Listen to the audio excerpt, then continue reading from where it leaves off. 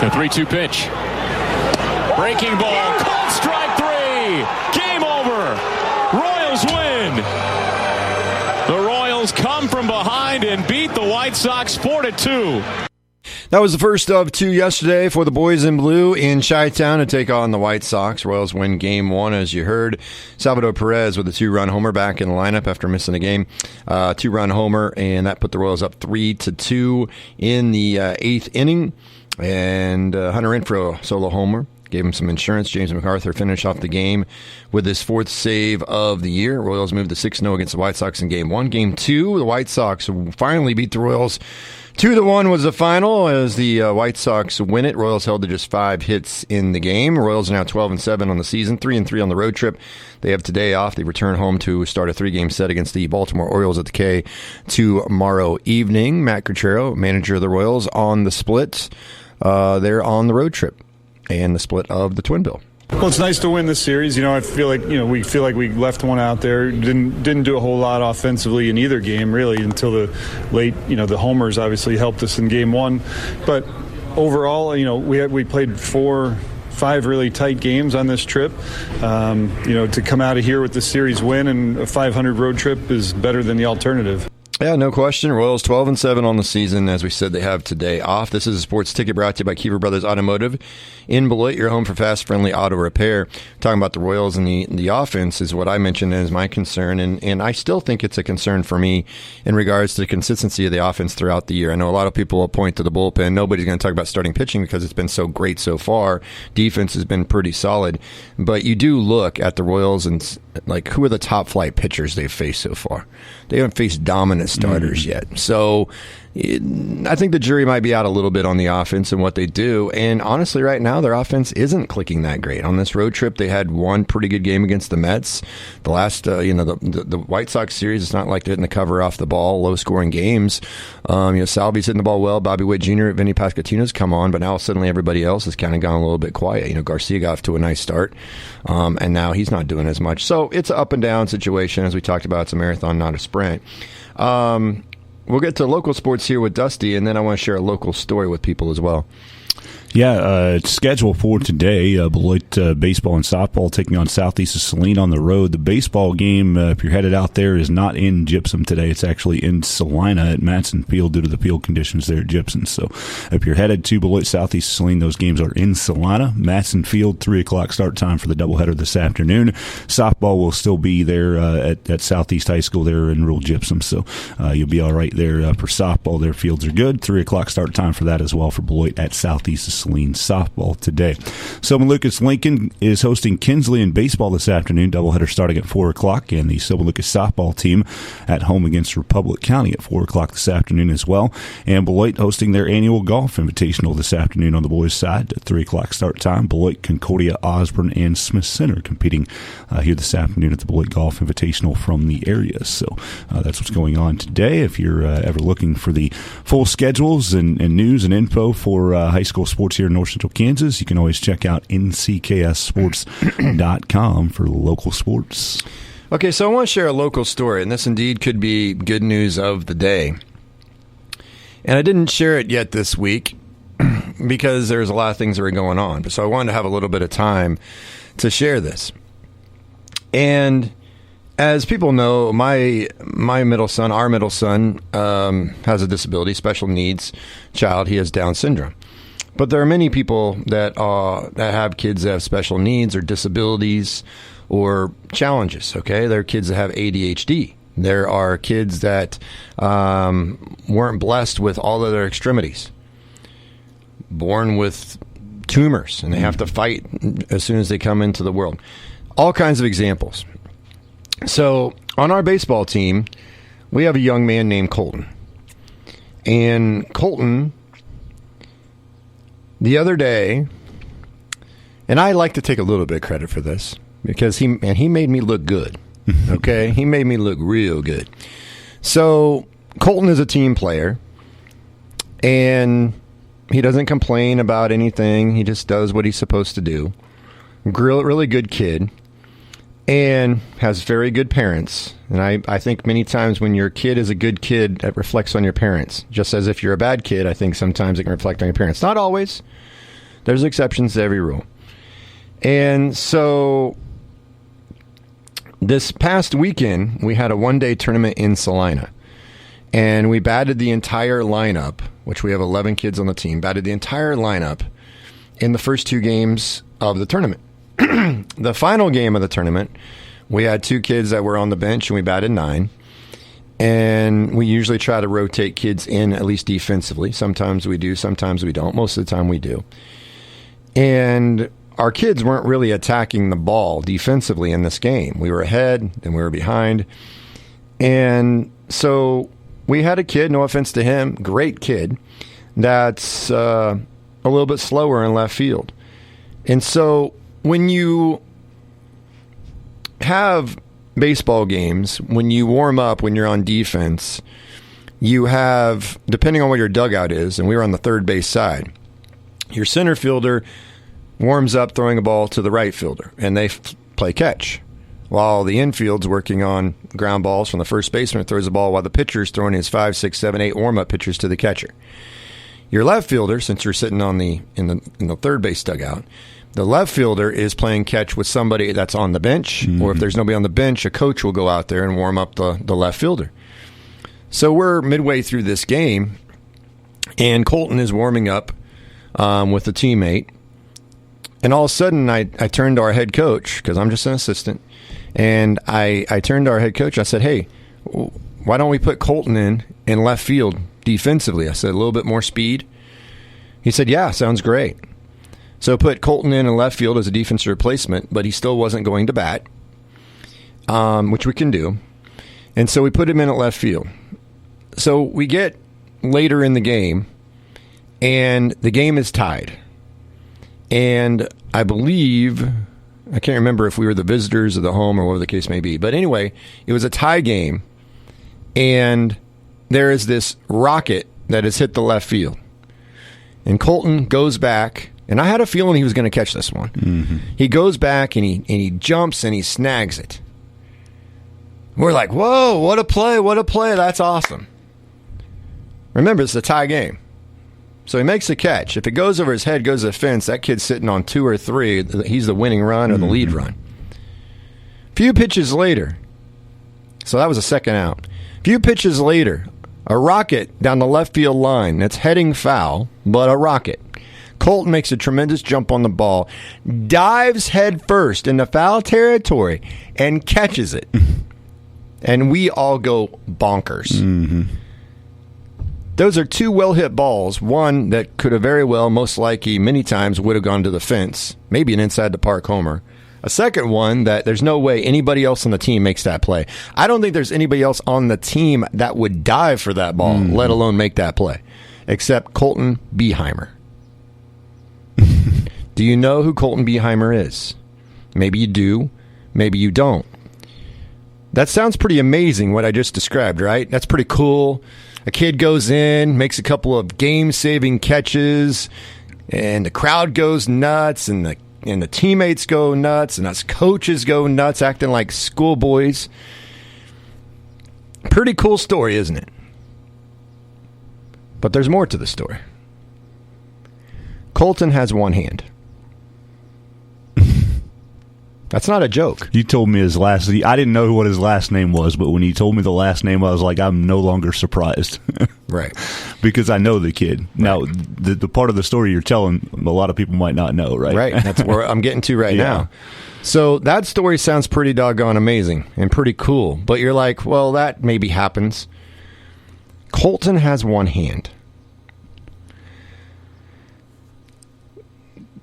Colton made 2 amazing plays that kept the game tied. He has one hand. And I must say that we haven't used this that I remember yet in practice or in games. But maybe we should sometime for some of his teammates who get a little bit way too upset or put too much pressure on themselves or don't stay focused or don't make a play or don't dive or don't hustle. If a kid with one hand can make a diving catch, why in the bleep can anybody else with 2 hands? Right? Mm-hmm. So we go bonkers. So we then are coming up to bat. So I believe we were the home team. And I'm going over to coach first base. And we were playing the Salina Scorpions. And their coach says, wow, those were 2 amazing catches. That second one was one hell of a catch. I said, pretty good for a kid with only one hand, huh? He said, what? I said, yeah, he has one hand. He goes, how does he do that? Yeah. I said, well, he has the glove on his hand, okay? And then when he has to make a throw, he has to switch the glove to his nub, which is on his right, where his right hand would be. And then he's able to transfer the ball, and he's able to make a throw. Does it take him a little bit longer to make the transfer? Of course it does. He goes, how does he bat? I said, well, it's not easy. I said, he bats with, he goes, does he bat basically with one arm? I said, yes, pretty much. He has a special knob that is on his bat to help balance the bat with the nub on his right arm. He doesn't have a hand. His left hand then is his swinging hand, and he can put the ball in play from time to time. It's harder the faster pitchers throw, obviously. So that's not easy, and I know it's frustrating for Colton, and we are so pulling for him every time he's at the plate to just put the ball in play because he's so fast he can beat it out. And he goes, wow. He was just absolutely stunned. He goes, that's amazing. He goes, he's got to be pretty proud of himself, and so is his family. And I said, oh, yeah. And I said, we are too. It was so cool.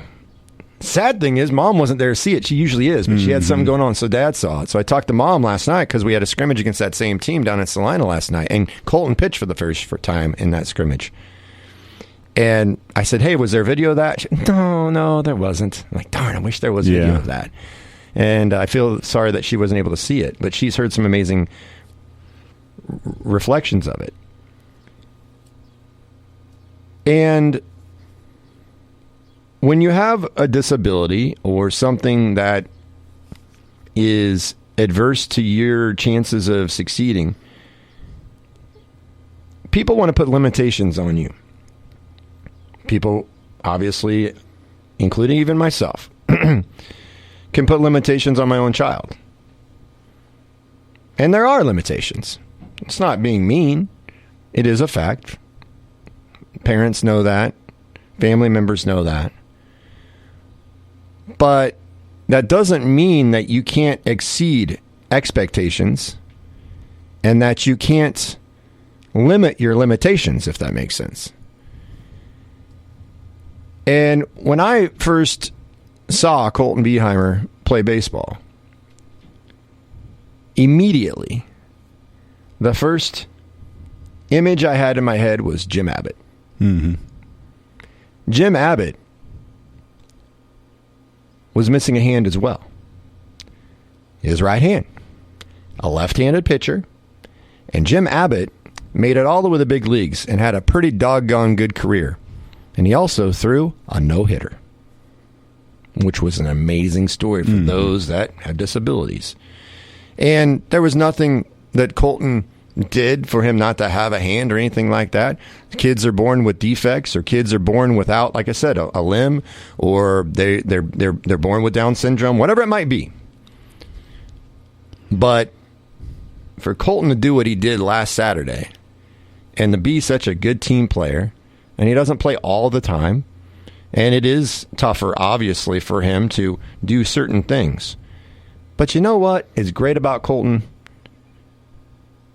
And what's great about his family as well is that they don't tell him don't go out because you're going to be not, maybe you'll struggle versus pitchers, or you shouldn't play because you're not going to hit a fastball, or it's going to be tough for you to pitch, or it's going to be tough for you to play any position except outfield. No, they don't do that.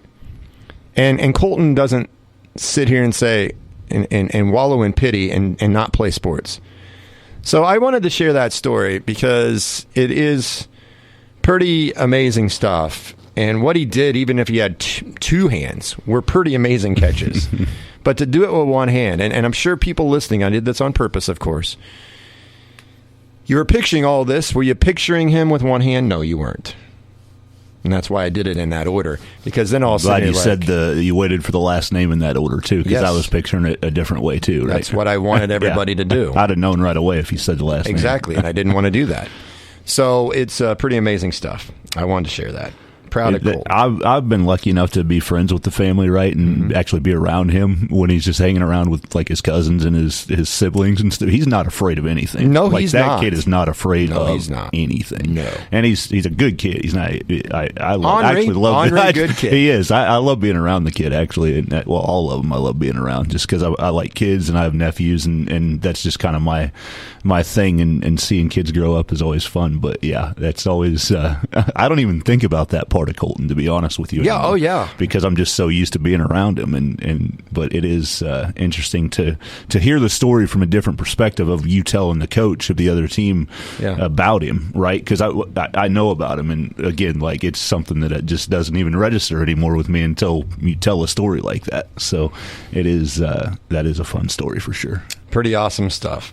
Coming up in 30 seconds, we'll take a look at the NBA, a lifetime ban for gambling. We tried to warn people. Caitlin Clark's going to cash in, and Jason Kelce lost his ring. I'm Elijah at Keever Brothers Automotive in Beloit. Did you know that we sell tires? We also perform alignments and all the other services that go along with them. We handle all the top brands. Extras like road hazard warranty, complimentary tire rotations, and complimentary tire repairs are available for purchase on most tires. Right now, we are offering $80 off when you buy a set of 4. Call or stop by Keever Brothers Automotive for fast, friendly tire services today. Find us just south of the courthouse in Beloit or on the web at KeeverBrothers.com. Jaquez trying to get free. Jaquez takes it, fires a three. Won't go. Rebound Highsmith. Fakes, brings it back out. Hero fakes. His three-pointer. It's up. It's good. 1 point game with 0.3 of a second remaining. Ball knocked loose. And that'll do it. The Heat arguing that there should be time on the clock. The Heat players talking. Tony Brothers says no, the game is over and the Sixers survive. Eastern Conference play-in tournament games last night. The 76ers, who were down double digits, come back to win at home over the Miami Heat, 105-104. So the Sixers, who were down by 13 in the third quarter, fight back and then hang on. And Joel Embiid didn't have a great night, but he was clutch down the stretch. He had 23 points, 15 rebounds. And he helps lead the Sixers to the number 7 seed. They'll face the 2 seed Knicks in the first round of Eastern Conference playoffs. The Heat will have more and more opportunity to make the playoffs as they will host the Bulls coming up tomorrow night for the 8 seed. The Bulls had few problems in a 131-116 win over the 10 seed Hawks last night as Kobe White, who used to play at North Carolina, had a career high 42 to lead the Bulls.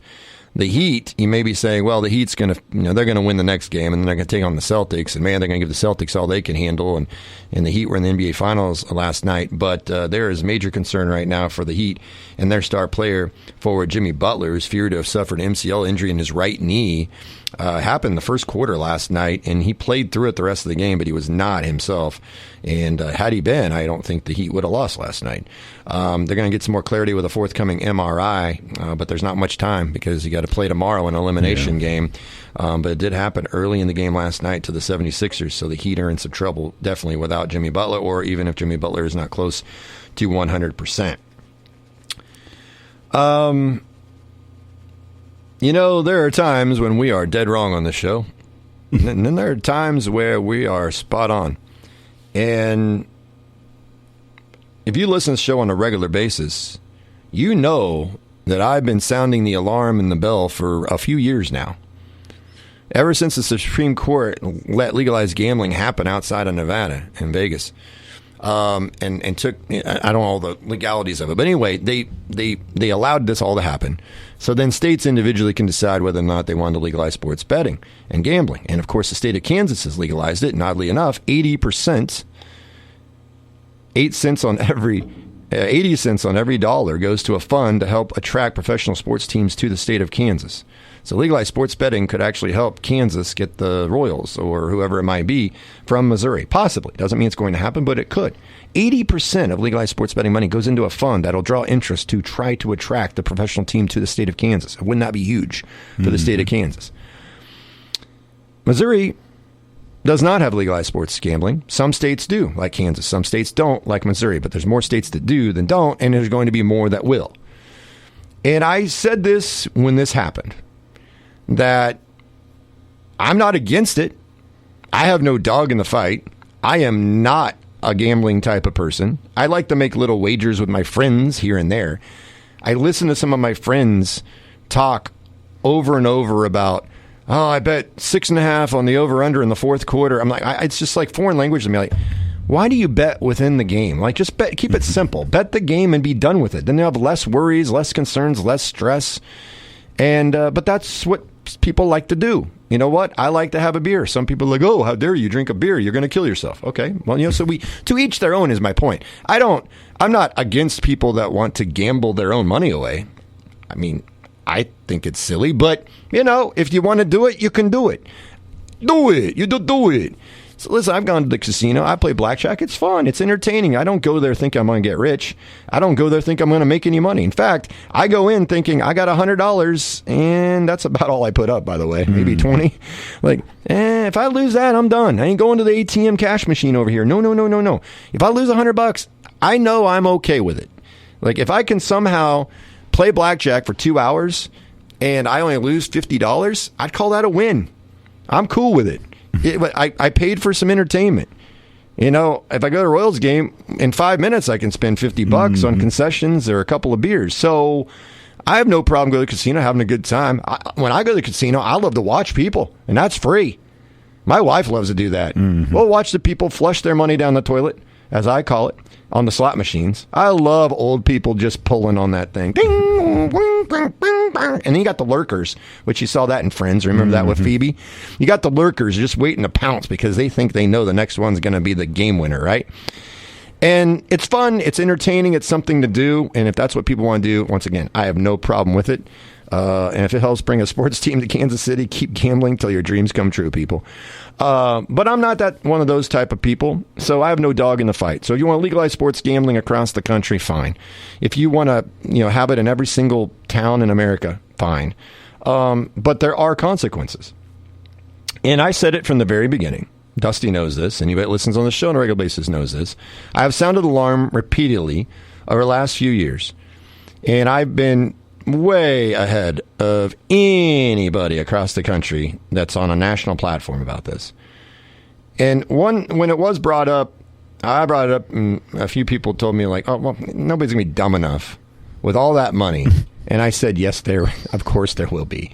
If there are people dumb enough to risk their life and get thrown in jail like Henry Ruggs, you don't think there are people dumb enough that makes millions of dollars that still will make $20,000 wagers and somehow bet on their own sport or eventually their own team?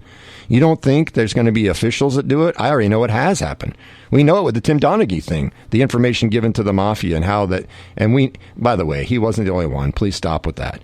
So it already had happened before this whole Pandora's box opened with that, with what happened a few years ago. And so when these states legalize sports gambling, everything is super accessible to you. I mean, we've talked about it. Dusty can go on his app, boom, he can make a bet right now on combined points by these two athletes or whatever it is. And when the game starts out as, hey, the Bulls are a 6-point favorite, and all of a sudden they're up 15 at half, now suddenly the line's completely different, right? And or you can bet over under for a quarter. There's so many things you can bet on. My mind about explodes when I think about all the things that people can bet on. And that's, once again, fine. But once again, there are consequences.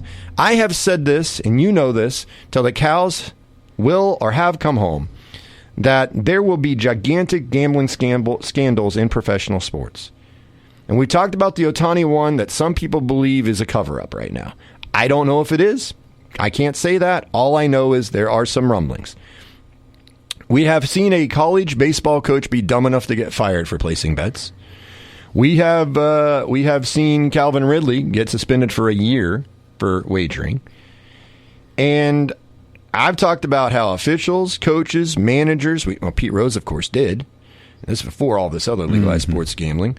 And I talked about how players will. And will there be a star player that'll be dumb enough to do something or think they're able to get away with it? I think at some point there will be. I really, truly believe that. But we have one now, and I'm not surprised at all. The only thing that surprises me is that hasn't happened sooner. Mm-hmm. So if you don't know what I'm talking about, Raptors forward Jonte Porter has been banned for life. Let me repeat that. Toronto Raptors basketball forward Jontay Porter has been banned not for a season, like Calvin Ridley. He has been banned for life by the NBA. What could be so horrible that Jontay Porter was banned for life from playing in the NBA? He's 24 years young. What'd he do? Go hot rodding in Vegas and kill 5 people? What, did he shoot somebody up? Rape? Robbed a bank? This has got to be pretty bad, right? Porter allegedly bet on games, passed on information to gamblers, and claimed illness to influence a wager. NBA Commissioner Adam Silver said in a statement, "There is nothing more important than protecting the integrity of NBA competition for our fans, our teams, and everyone associated with our sport, which is why Jontay Porter's blatant violations of our gaming rules are being met with the most severe punishment." End of quote. Now, you're going to get lawyers involved in this because they're like, he should have a right to appeal. Technically, in the NBA, you can't appeal this. Porter's played most of his professional career in the G League, but the Missouri alum did play in 26 games this season for the Raptors, averaged 4.5 points and 3 rebounds per game. He is the younger brother, I believe, of Michael Porter, yes, who plays for the Denver Nuggets. Now, you may sit here and say, he's 24, he's just got into the league, he's been fighting his way in the G League. Was it really worth it? Well, according to various stories, he placed wagers going all the way back to 2021, before he was really in the NBA per se. You know, I mean, he was in the G League, so forth and so on. The league's report concluded that prior to the Raptors game against the Sacramento Kings about a month ago, on March 20th, Porter disclosed confidential information about his own health status to someone he knew was a bettor. Another bettor then wagered $80,000 on a parlay bet that would have won $1.1 million if Porter hit the under on his player props. Porter subsequently removed himself from that game after less than 3 minutes due to a illness.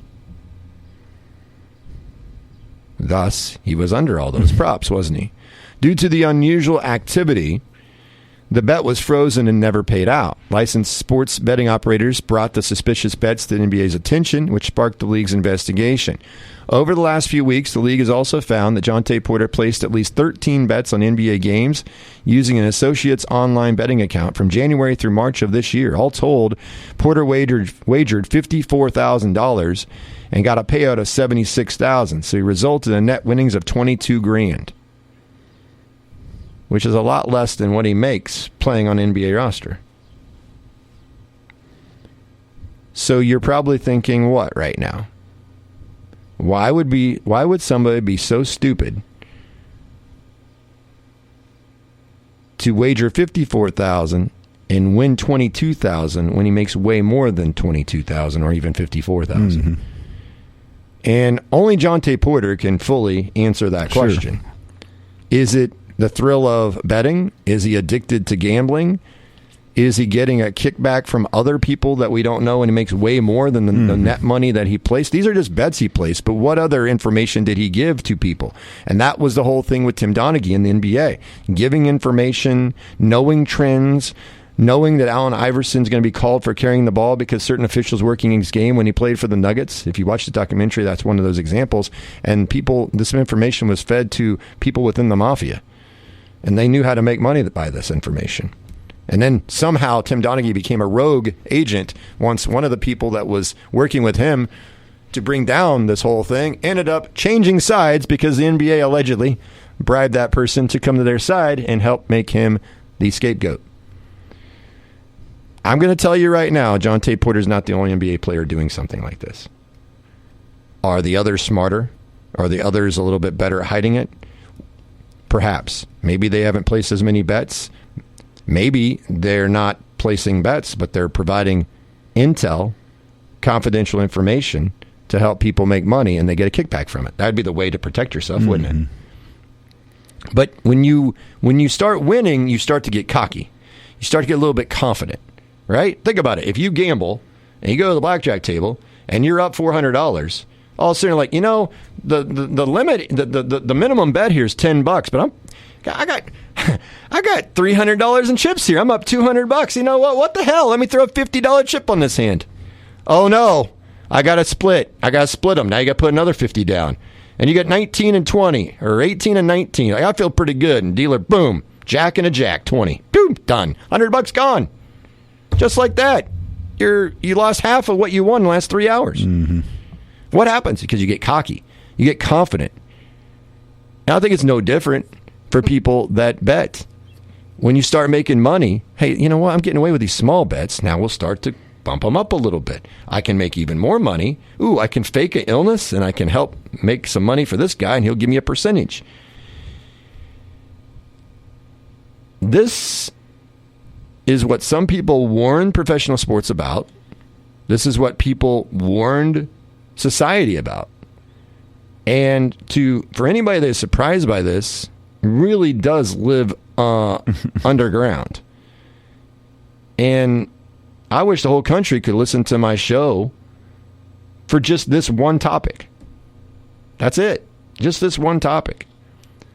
Because this was something so predictable and so easy to call. And for some reason, all these people that get paid a ton of money nationally, either they're afraid to say anything because there's conflicts of interest and they think they might get fired, which goes back to something we said yesterday. People scared to say what is truthful. People afraid to blow a whistle. People afraid to say something because somebody will take it out of context, even though that's not what they meant to say at all, but they know people somehow will be wild enough to do it.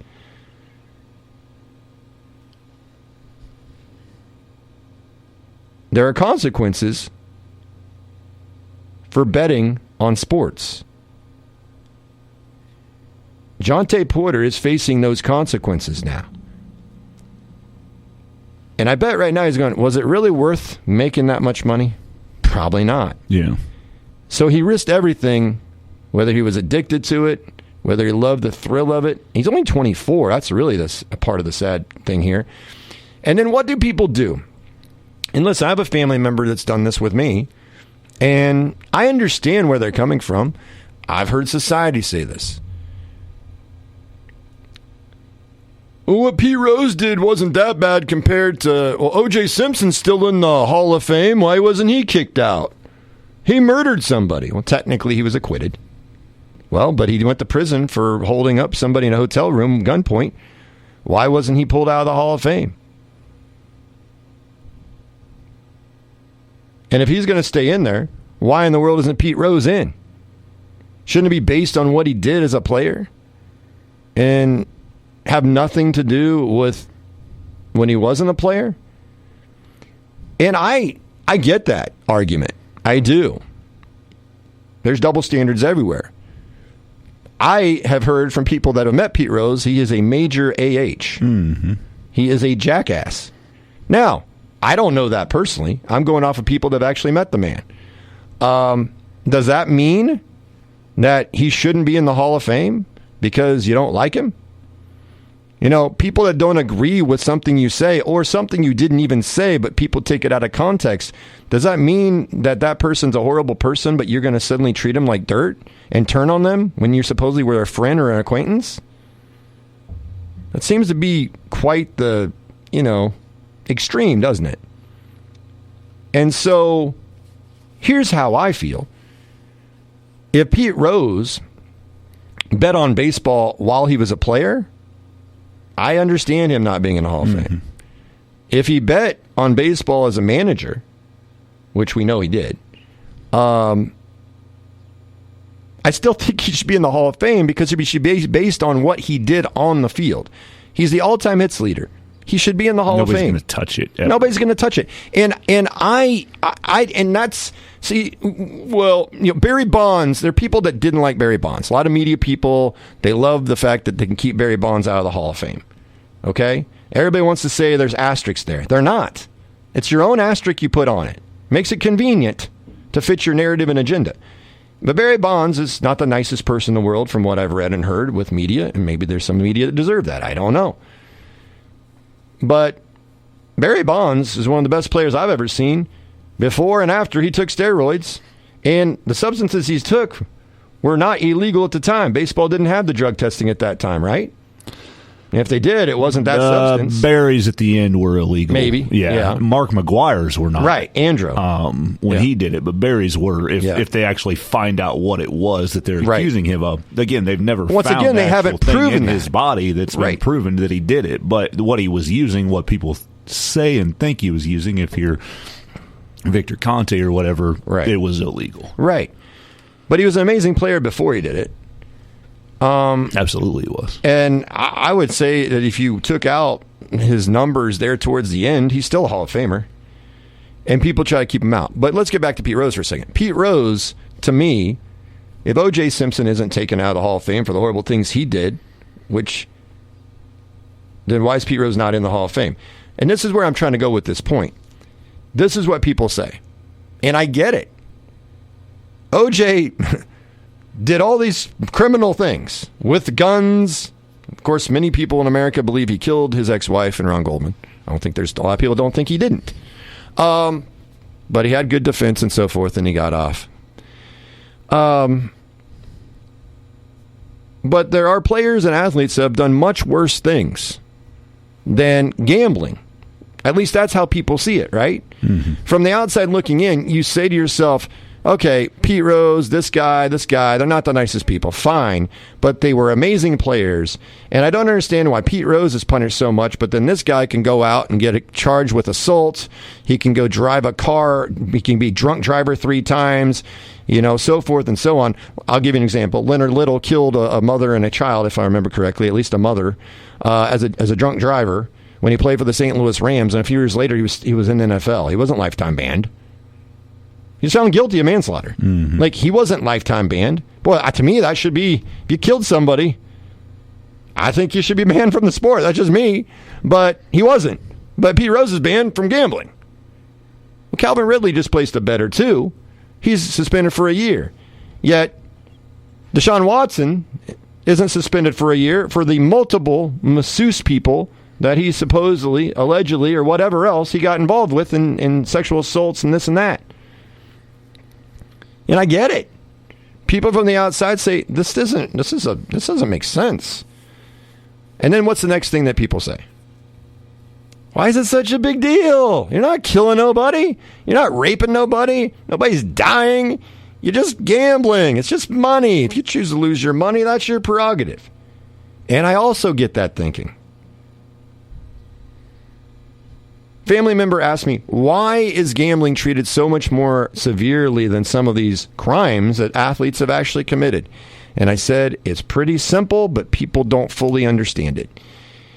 It's the integrity of the game.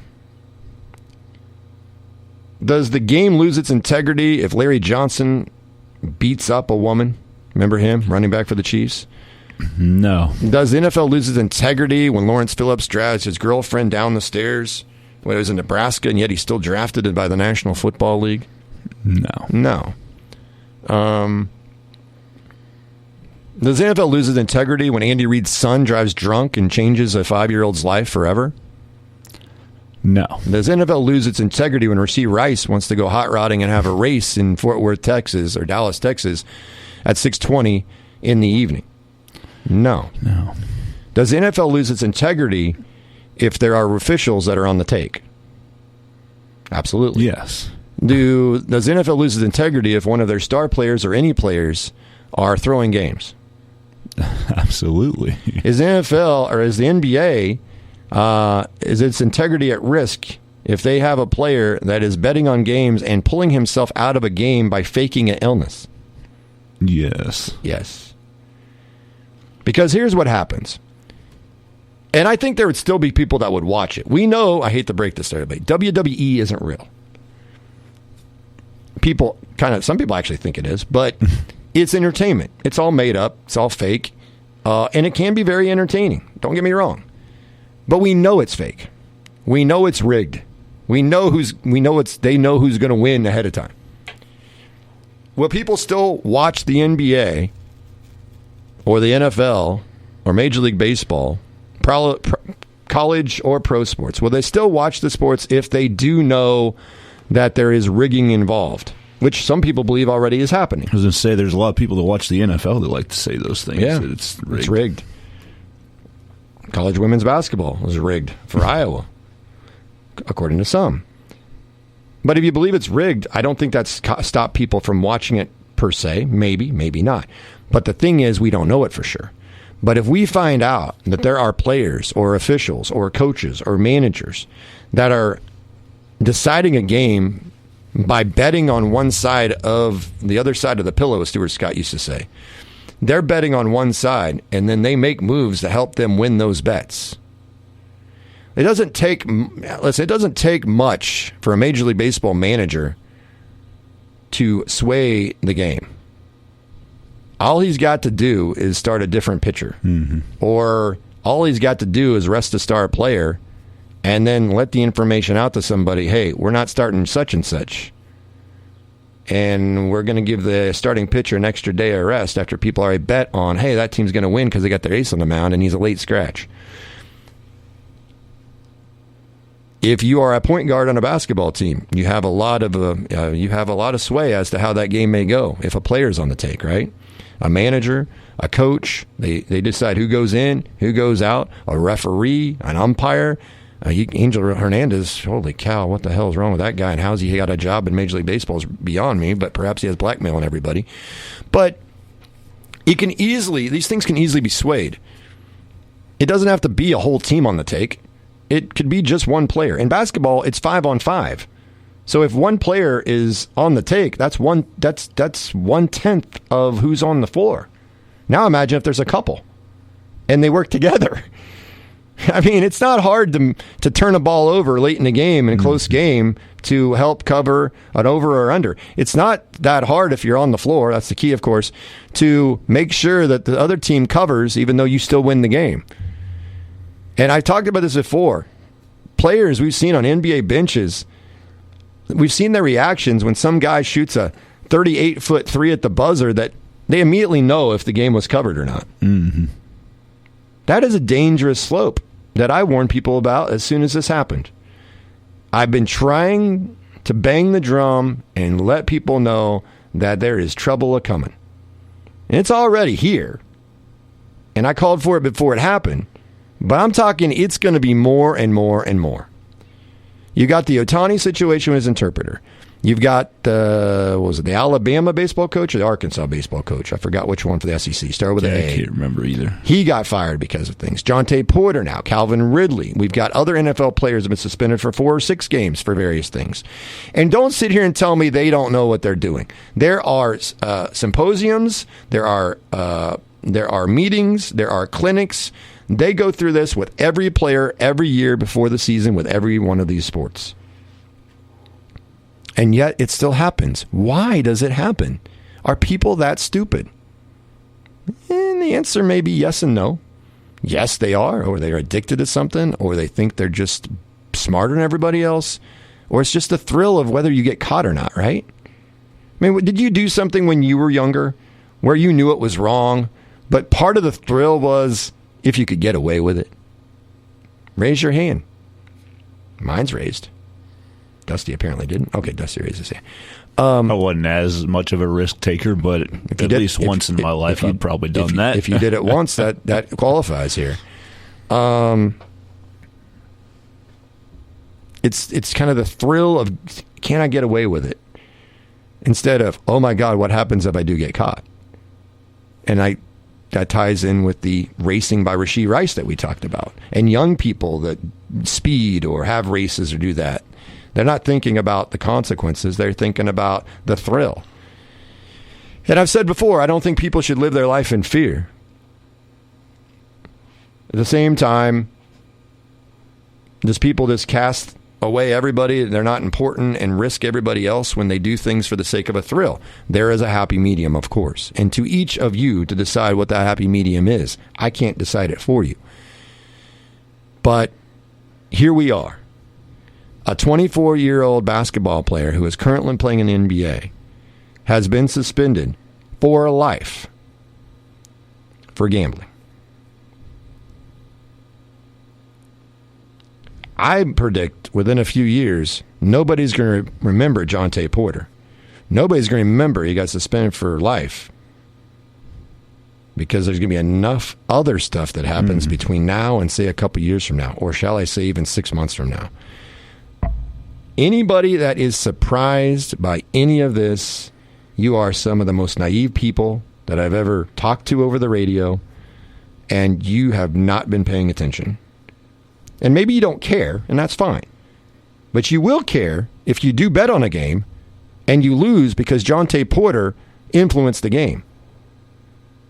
Here's another thing you got to worry about a little bit. And I know this is kind of further along down the line here. But we already have people that are betting so much on games and then threatening women's college basketball players because they lost a bet. Let that sink in. What do you think some of these bettors will do if they find out that you did purposely rig the game like Jonte Porter?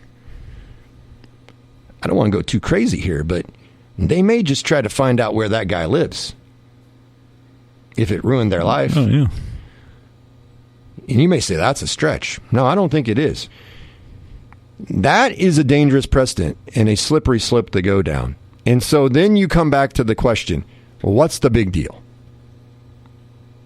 Do you get it now? If you don't, I'll have to sit down with you and talk about it some more. The integrity of the game. Will people still watch if they knew it, if it's all rigged? Yes. But will a lot of people not? I think yes. Your ratings will go down. Ratings go down, TV contracts go down. Less money for the players, less money for the coaches, less money for the owners. You want to know why billionaire owners, and you want to know why the NBA came down so hard on Jonte Porter?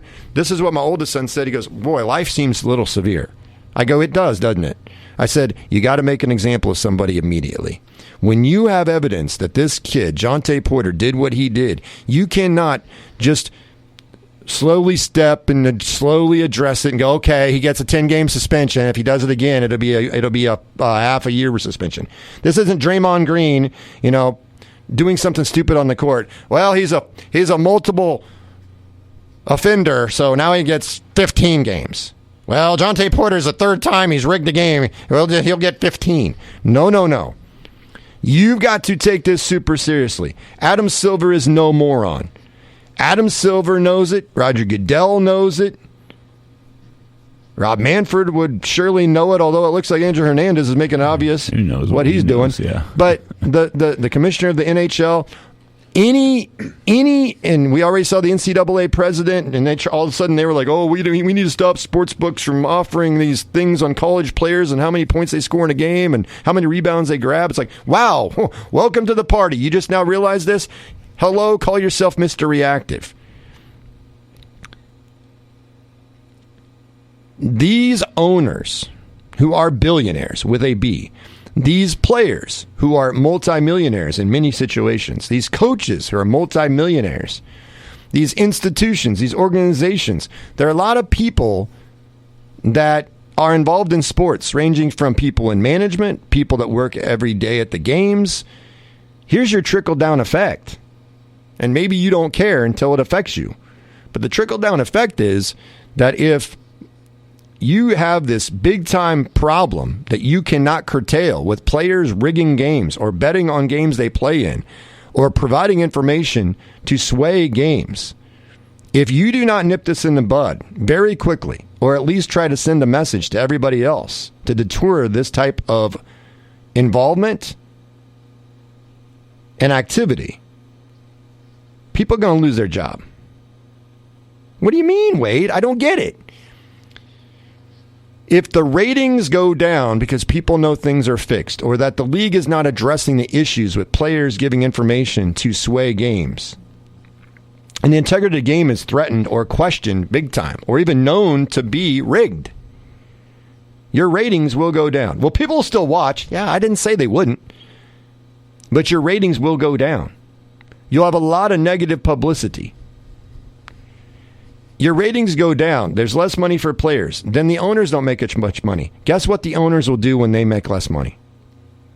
They will cut. Yeah. And who will get cut? We're not getting as many people. It's not a sold-out stadium. We don't need as many ushers. We don't need as many maintenance people. We don't need as many concession stand workers. That's the trickle-down effect. If you really want to open up your eyes and take off your blinders, that's a trickle-down effect. Well, it's not going to affect me, so I don't give a rat's, you know what? Okay, it might not. But if you're a sports fan, it will. Eventually, it'll affect you if this continues to go. And here's the other dangerous precedent. I've said already about this. ESPN is a complete and utter, what's the word I'm looking for?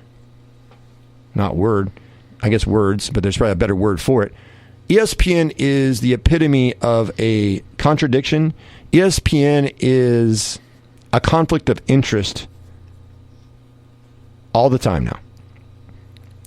And it's been that way for a long time. It's not just ESPN. There's conflicts of interest. Like when some league, well, the NBA with the whole thing with China. Where was ESPN going hard on the NBA for what they were allowing to happen with that whole deal? Well, they're partners with the NBA. There's conflict of interest, so thus they're not going to report on really what they should be doing, and that's hard journalism in some cases maybe, and they don't do that anymore. ESPN has their own gambling platform now. It's called ESPN Bet. You wonder why these talking heads and these big national reporters don't talk as much about these gambling things that we talk about in Glen Elder, Kansas? We don't have a partnership with the NBA, okay? We don't have partnerships with these leagues. The ESPN now has their own entity called ESPN Bet. They want you to bet even more so they can make more money because they've been losing money and laying off good people. They want you to bet more money. And do you think they're going to be putting down and encouraging you to not bet? Even after Jonte Porter suspended for life, do you think ESPN is going to lead every show with this? No. Do you think ESPN's going to go, all right, this gambling stuff's kind of out of control, or we've got a real big problem here?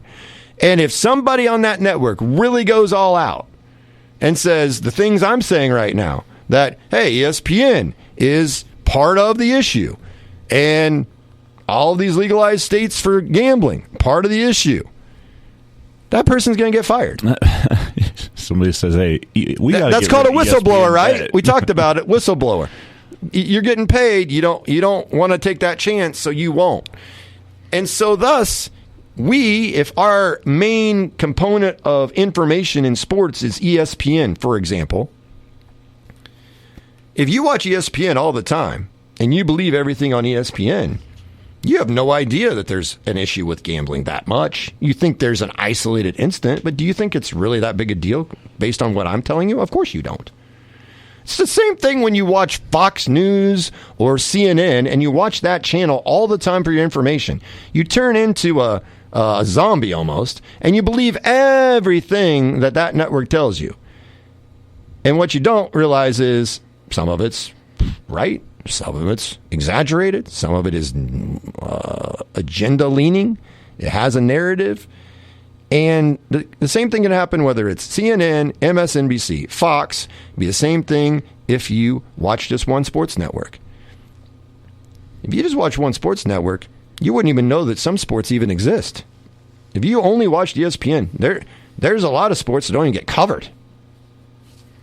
There are not as many highlights used to be, and then they have a whole segment about bad beats, which is fun to watch for me. I think it's funny to watch these people. This sounds crazy to say. I think it's funny when people lose their money because there's some crazy shot happening in the game. Like, you got what you deserved. If you're going to bet on people you don't know anything about and teams you know nothing about, how can you get mad when some kid you've never met throws up a 40-foot hook shot just for fun, a walk-on off the bench, and they cover? That's, you knew going in you could lose your money. So, yet people get all mad when they lose their money. It's like, you're the one that chose to do it. That's like getting mad at the slot machine and punching it because it took your money. You're the dumbass that put it in. Sorry, I shouldn't say that. But you're the silly person that put it in. Okay? But if you weren't willing to lose it in the first place, you should have never put it in the slot machine. But that's the thing that addicts and gambling addicts don't understand. Okay? And so it is about the integrity of the game. So why is Jonte Porter being punished way more than a basketball player that assaults somebody in a nightclub. That has nothing to do with integrity of the game. No, the integrity of the team can come up if you keep that guy on your team when something like that happens, and that's happened with the Chiefs multiple times. Yes. Tyreek Hill was the start of it when they drafted him, right? Like that, and Larry Johnson even before with the different regime. Javon Belcher killed someone in the Arrowhead parking lot. Yeah, and so it's one of those deals where those kind of things aren't affecting the bottom line of the league. They're only affecting a team, right? Like Kareem Hunt only affected the Chiefs. But these things happen and somebody, finagles the way the game's played, then that does affect the league. Here's one thing I want to add to the Jonte Porter part of this, because somebody like you're talking about naivete for some people, like you're naive if you think this is happening or this is happening. You're naive if you think that Jonte Porter did this for $22,000. Exactly right. One thing that we've not talked about yet, but has been on my mind since you talked about it, is you think this dude is feeding this information to this guy for free? No. That's what I was saying. He's getting kickbacks for the information. But let me tell you more about the kickback. This guy's made a career $2.3 million playing in the NBA. That's his career earnings, based on what I looked up just a little bit ago. Mm-hmm. This dude, he has to do this one time. Jonte Porter does this one time, says, I'm sick, I'm leaving the game. He knows what his numbers are, over, under, what points, probably rebounds, maybe assists. I don't know what was all in the situation of what was on the props. But he's got to do this one time. Say he's sick, come out of the game. The dude wins $1.1 million. Let's be generous and say he's only taking a 20% commission off of that because he's being nice. $200,000. That's 10% of what he's made in his entire career, because 1.1 would go to 220 on 10 or 20% of that. That's 10% of what he's made in his entire career, because he can step out of one game and say he's Problem sick. is he didn't get any of it. That's the thing, because they found out. No, but in his mind, he will get that. Exactly. Because he knows that all I've got to do is duck out of one game. Nobody's going to know that. I'm not ducking a key out of one player. game. I'm not feeling well. Yeah, I got sick. I'm not feeling good. I got migraine.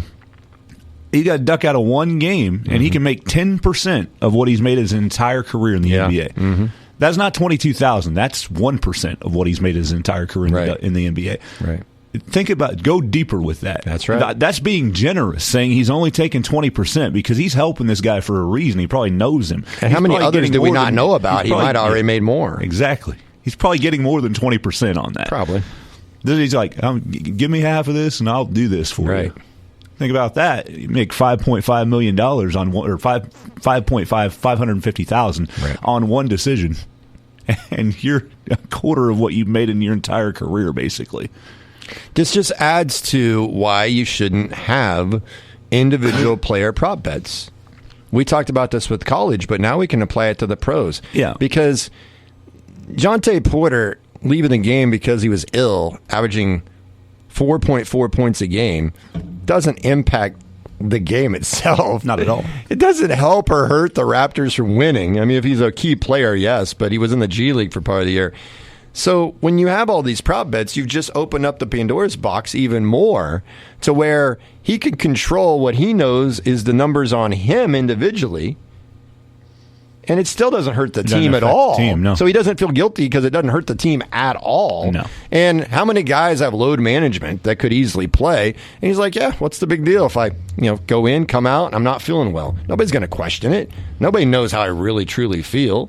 And cash in. It's that easy. That's why there's way too many bets that are out there. And it's harder to police. And as a player, you can control the betting of you can't control the betting of what's on you, but you can control what you do in order for that bet to hit or miss with all the individual prop bets. Yeah. If you just simply had it off of team stuff, as I said before with college, there's plenty of stuff to gamble on in every imaginable thing stat-wise, because there's tons of stats out there for the team and the opponent. Why, I said before, do you need to get down to Jonte Porter's over-under? Jonte Porter is the 11th man on a 12-man bench. Jonte Porter's over-under is 2.5 points tonight. Why do we even have that bet? There's no need for it. We've got enough other things to bet on. And so then Jonte Porter's like, well, nobody's going to care because, one, I don't play much. Two, my team ain't going to be affected, so I don't feel guilty about that. Three, Other people making money off of betting on me. Why can't I make money on myself? That's part of the thinking. Yeah, and you get the reason you get caught is you're stupid about it too. Like, what's this man putting 5 figures on Jonte Porter's under tonight for? That's kind of odd. And he just decided to leave the game with That's sickness. the thing. Like, he might, and Jonte Porter can be discreet about it, but the guy that feeds in, if he feeds the information, gets greedy and he's a moron, that guy just basically ratted out Jonte Porter. Do this and that guy doesn't get $1 million. And that guy's not getting suspended for gambling for the rest of his life, but Jonte Porter's done for the rest of his life playing in NBA. It's like, wow, you got a tremendous amount of trust I mean, you better make sure you cash in before you get kicked out of the league, which he didn't get the money off this one. Yeah. Wow. Yeah. So there is stupidity involved. There's no doubt about it. Okay. Speaking of money, Caitlin Clark is going to cash in.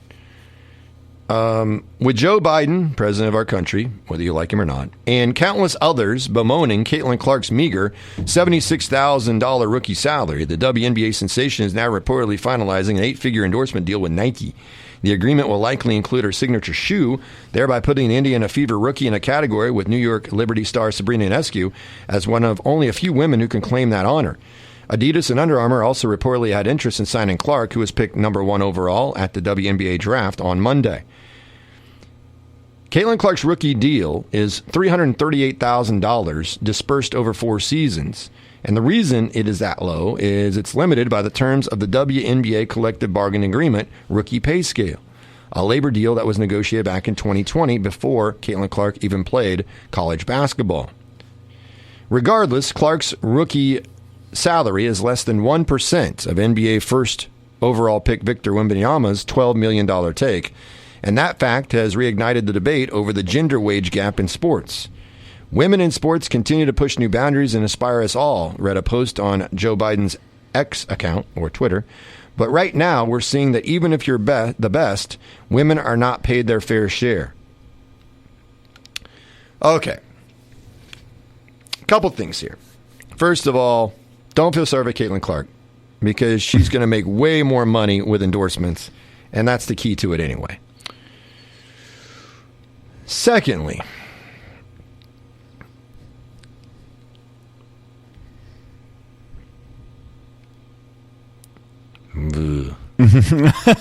so tread lightly, right?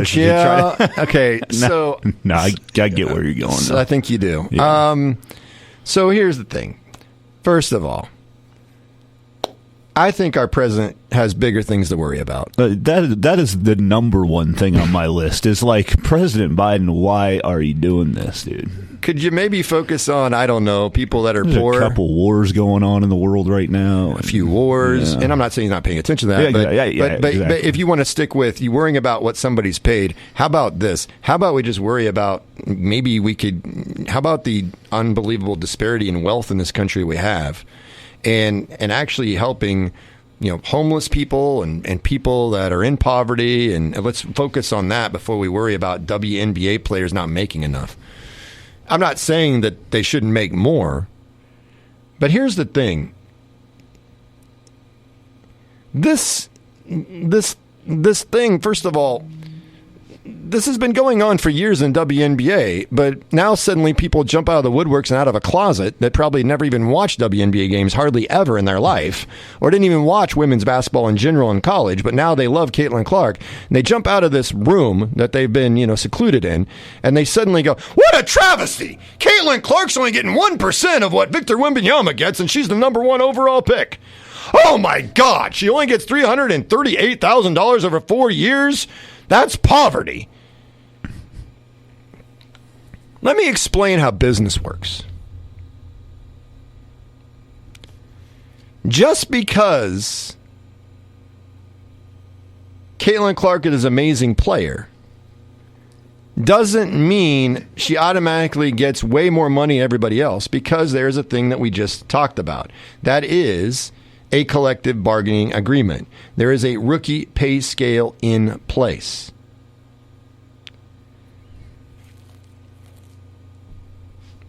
Show me the WNBA ratings versus the NBA ratings. Show me the WNBA TV deal versus the NBA TV deal.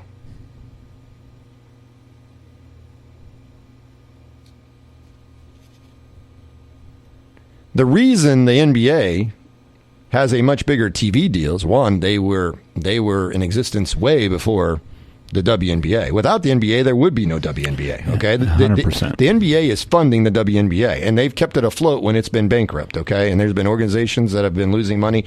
The WNBA is there because of the NBA, and for people to cast stones at the NBA are people that don't know what the hell they're talking about.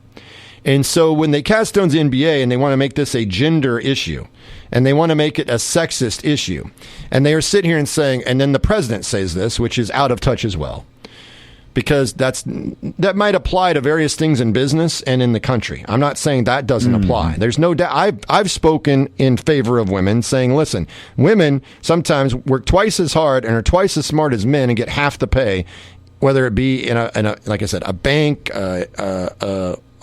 whatever it is, okay? But in this case, it is a business model.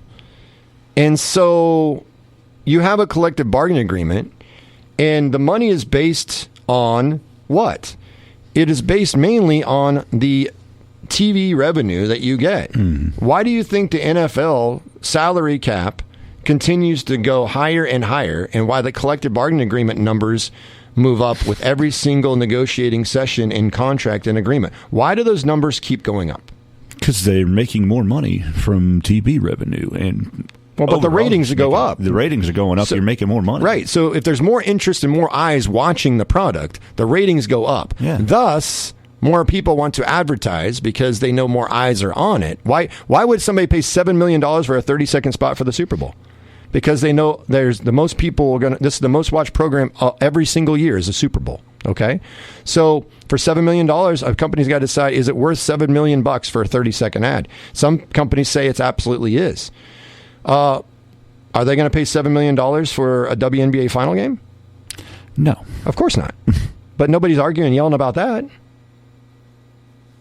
This is so stupid. So there are people that are arguing about how this isn't fair.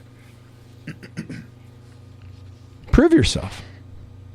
You know, the WNBA, if Caitlin Clark takes this league by storm and a few other players become household names and more people go to the games and pay to go to the games and more people watch the games, guess what's going to happen?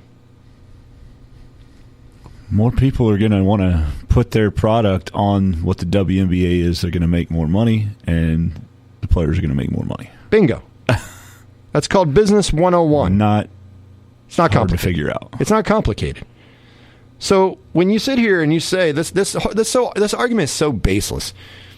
I get it if you apply to society where a woman's worked in a job for 20 years and she's done twice as much as the man, and the white man gets more money than everybody else in the company and he works half as hard. I understand it and agree. But that is not what is happening here. What did the NBA do wrong? They're funding it. They're keeping the league alive. If they didn't do what they've done, you wouldn't even have this argument that is baseless in the first place, because there would be no league in the United States to play in that's professional that the WNBA is. You know why people go out of the country, women players, and make even more? Because they can make more. You know why? Because it's a bigger deal in other countries. So in order for you as a woman, for the WNBA to make more money, you have got to get more people to watch your product. So that means what? You've got to be more exciting to watch. You've got to be more entertaining. You've got to be whatever. Caitlin Clark has done that. In college basketball, the ratings are better than the men's college game. Okay? You don't think there's more people now that are buying advertising sponsorships with the Indiana Fever than before? You don't think there are more people buying tickets to watch Caitlin Clark and the Indiana Fever? You don't think there's opposing teams and their fan bases paying more money to go watch Caitlin Clark when she plays the Phoenix Mercury or the New York Liberty? That is what will trend in the direction that will then eventually push up the salaries for these women. And they will make more money. But they don't just get it immediately. The league has to become self-efficient. The league has to become a product that people want to watch. College basketball for the women became a product that people wanted to watch mainly because of Caitlin Clark. So more people watched it. So then I guarantee you ESPN upped their advertising rates. I can assure you of this. And people were willing to pay more money to sponsor Iowa versus UConn in the Final Four.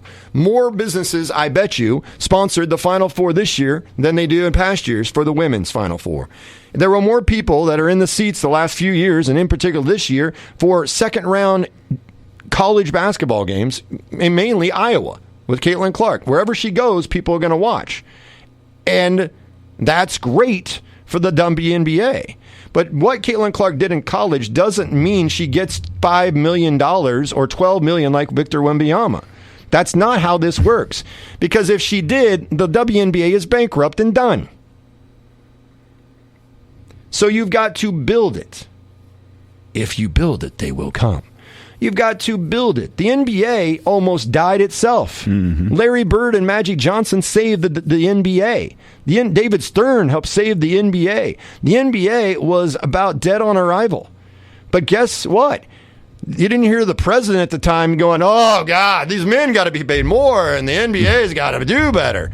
No, the NBA figured it out, and they got a couple of they had a white guy and a black guy. I mean, let's just call it what it is. Two rivals in college that did great and met in the national championship game, then went to two prestigious franchises, the Lakers and the Celtics, and they're able to, God forbid, market these two guys. Next thing you know, they're doing shoe commercials together, doing some cool stuff together, and what's even better is they would meet each other in the finals multiple times, and the sport was saved. And then that set the stage for a guy named Michael Jordan that took it to another stratosphere. You have to have people you can market. The people come to watch athletic events and entertainment in general. Why do you go to watch a movie sometimes? Because Brad Pitt's in it? Because Ryan Gosling's in it? Because Scarlett Johansson's in it? Do you go to a movie just because you want to see that movie? Yeah, sometimes. But aren't you a little bit more prone to go see the movie that has the names? Yes. For sure. Are you more prone to go watch Taylor Swift in concert or Logan Mize? As a general rule, Taylor Swift. More than anybody in the world. Okay? Well, Taylor started out at the county fairs, and she didn't get paid millions of dollars to appear at the Rooks County Fair. Did she complain about it? No. No, you just worked your way up, but eventually she's now this amazing star. So the WNBA will eventually make more money if Caitlin Clark ends up being amazing this year and for her career. The WNBA will end up getting a better collective bargaining agreement, and there'll be more money in the kitty to disperse to the players. Will it ever get to the NBA level? I highly doubt it. No. Okay? I highly, highly doubt it. But to sit here and act like there's some fix-in and that there's some sexist agenda and this gender gap between the women and the men, it is simply the model that is business. Okay? If the women's game can get the same ratings as the men, the women will get to that same level. It's as simple as that. If the women's game, the WNBA, gets the same rating as the NBA over a consistent period of time, the WNBA will eventually get players to start making numbers that men make. I can guarantee you that. I don't think it's going to happen, but if it did, that would happen.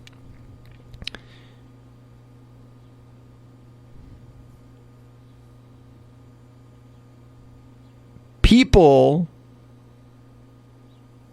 have to watch the games. There's a comedian, I think his name's Bill Barr or Bill Burr. I don't know if you've seen Burr, yeah. Bill Burr. Oh, my God. He has this whole thing about the WNBA. I saw it the other day. It's got a lot of bad language in it, but it's pretty funny. And he says, and I'm talking about how people are blaming the NBA, which is full of men. And he's talking about, so he goes, I hear all these women complaining about the men don't watch the WNBA enough. It's great basketball. Why don't they watch the WNBA? If the more men would watch the WNBA would get better ratings and women would be paid better. Those damn men. He goes, why don't you ask the women what they're watching? Why the hell are you watching the Kardashians when you could be watching the WNBA? You're watching Desperate Housewives of Reno County or whatever it is, and you're putting those ratings through the roof. You ain't watching WNBA either. And you're watching a whole bunch of fake people worry about somebody that slept with somebody else, but you're not going to watch women that work together as a team to fight for one common goal. Hello, women. Why is this all on the men? Women have to watch the WNBA. All you women, and this is Bill Barr's whole thing. Yeah. And he makes a really good point. Comedians are really good at making their points and being funny about it. The really good ones know the line. Yes. Right? They're towing it, right? They're like, come this side, and then boom, they say something this person likes, but then 10 seconds later, it'll be something this on this side of the line likes. They're the best one. Dave Chappelle's at the top of that list. He's very good at that. Of walking that line. So this comedian's like... Bill Burr's really at the top, too. He's good. Yeah. So he goes, dude, all you people yelling at the men, he's like, we're already doing this, this, and this, and now you want to make us watch WNBA basketball that you don't even watch. He's like, here's an idea. Quit watching the Kardashians. Quit watching Desperate Housewives. People you've never met that aren't even working hard at anything they do. And watch women sweat and dive on the floor and play for a common goal and our teammates and care and love each other instead of wanting to scratch each other's eyeballs out. If you women would actually gravitate and watch the WNBA, all of you, the ratings would go up significantly. Then maybe you can start to bring the men on board. But when you blame the men for not watching WNBA, is there a rule that says women can't watch sports?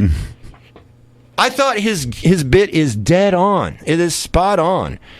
So this is what people sometimes do. They want to grab onto something they know is complete full of baloney. And they want to make it a talking point, and they want to make it this, and they even put it in their stories. There's this reignited debate over discrepancy in pay for women. It's like, what the hell? It's the NBA and the WNBA, and one is, and I'm sorry, facts hurt, one is inferior to the other. That's not being sexist. That's being a fact. Now, is college women's basketball inferior to college men's basketball this year? You could say no. Okay, based on the ratings, right? Mm-hmm. At least you can back that up. But like I said, this is great. College basketball hopes and enjoys what they got with the women's side of things. But what are they going to do without Caitlin Clark going forward? Are their ratings going to go back to where they were? Are they going to be able to keep some of those new viewers? I don't know. What I do know is the NBA has a lot longer track record of putting out pretty good ratings. Is it as good as NFL? No. But it's pretty good. This is like complaining about a women's soccer league not making as much as a men's soccer league when the women's soccer league just started. You don't automatically get. It's like you go to a sporting event and you're the last one in line and you somehow want to skip to the front of the line even though you got there an hour later than everybody else. That's not how it works. Well, we've got women's soccer players don't make as much as the men. Yeah, the men's league's been in existence for 15 years and the women's just started it. And you just think you should be on the same level?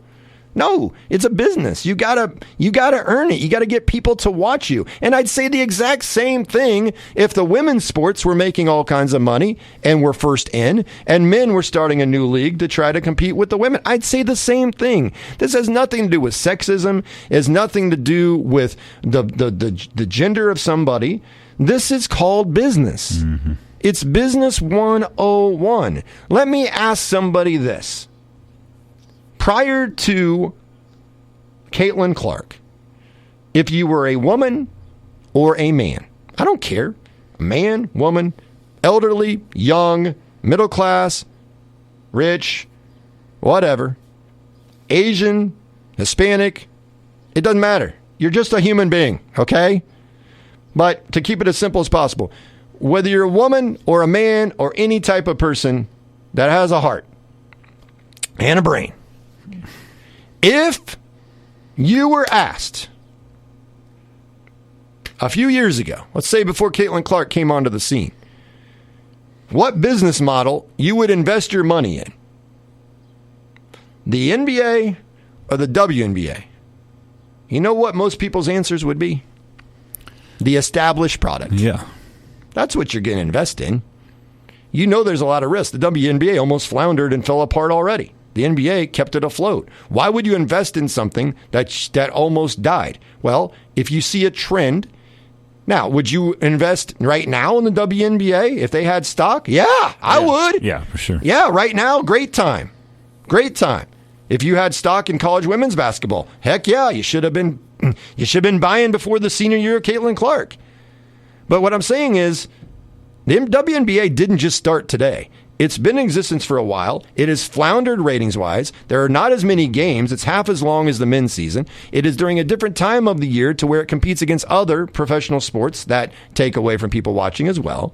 And you can make that as an excuse, or you can just say it is what it is. But let's not make what Caitlin Clark is getting, that has nothing to do with the NBA. The only thing it has to do with the NBA is that the NBA is help keep the WNBA afloat to where Caitlin Clark can get paid to play in the WNBA. And she's not going to be poor. She's going to get an 8-figure endorsement deal just with Nike. That didn't count all the endorsements she gets. Then people argue about the other women's players. They should be making more. Listen, I'm not going to say they shouldn't be making more. I'm not saying they're not talented enough to make more than $75,000 a year as a rookie. I'm not saying that at all. What I'm saying is there's only so much money to go around. Money that's available. So that's what you get paid. And isn't that how it works in the real world? Like, you've got a company and they have a budget, do they not? They know what their bottom line is. Does it make sense if your bottom line, you're netting $100,000 and you've got a staff, and then somebody you really like, you want to hire, and they say, I need $150,000 before I work for you. Are you going to hire them and then be $50,000 in the hole? Or are you going to say, maybe, I got to hire the person that makes 50 and hopefully they can sustain themselves? Hello, it's simple math here. You only have so much money. You can't hire everybody. Well, I got a job opening, and I got enough money to pay one person. God, there's 4 people that are amazing. You know what? Y'all get your money, and I'll go broke. No, that's not how it works. No, it does not work that way. These people that are complaining about this don't know anything about business. Yeah. They just want to say, it's sexist, and it's mean, and it's horrible. No, this is way different than what the president's trying to claim. Okay, it has nothing to me, it has nothing to do with what we see in society with corporations. That is completely different. Okay? It's completely different. This is simply 2 business models. They shouldn't even be compared to one another. It should be on its own merit. If the ratings go up, the players will make more money. If the product is more entertaining, and people show up to watch it, and they buy merchandise, and they watch it online, and they watch it on TV, and they pay money to be in the seats, guess what? The money will start coming in. There'll be more money in the kitty to disperse with the CBA, and next thing you know, Caitlin Clark will be making $1 million a year instead of $76,000, and other players will make more. But you've got to get there first, and they're not there. You come full circle. Wouldn't it make sense, though, that the president says this to just throw out money that he doesn't have and just, spend it even though you don't have it? That's basically what we're saying. That's what, yeah. Like, it makes sense now that the president would say that, because whoever's in that office is usually pretty good about spending money they don't have. Our government's very good at spending other people's money. Yes, it's called taxpayer trillions money. of dollars in debt that we've talked about with the country. Well, that's a good point. That's a good point. Like, we're $1 trillion in debt. We don't know why the WNBA just doesn't pay every player $1 million. Well, see, here's the thing. This is the thing. The businesses, if they go belly up and have no more money, except certain businesses, don't get bailed out. That's pretty much done. We just can't kick the can down the road and threaten to shut the government down every 3 weeks or every 3 months and keep things afloat and keep trickling and keep going further in debt. No, that's not the responsible thing to do. But you make a good point, Dusty. Maybe that's what our government thinks and our leaders is, well, you just could give them a whole bunch more money. It grows on trees and you'll be fine, because that's what we tend to do. That's a good point, Dusty. Very good point. It all makes sense that the president would say that now. Yeah. So, by the way, he's not the first president to say various things about things that they don't really know much about. Yeah, he's not. And that there's going to be a long list of that, right? It's going to go way back. Even probably in the 1800s, they were talking about stuff they really didn't know about, probably, right? Right.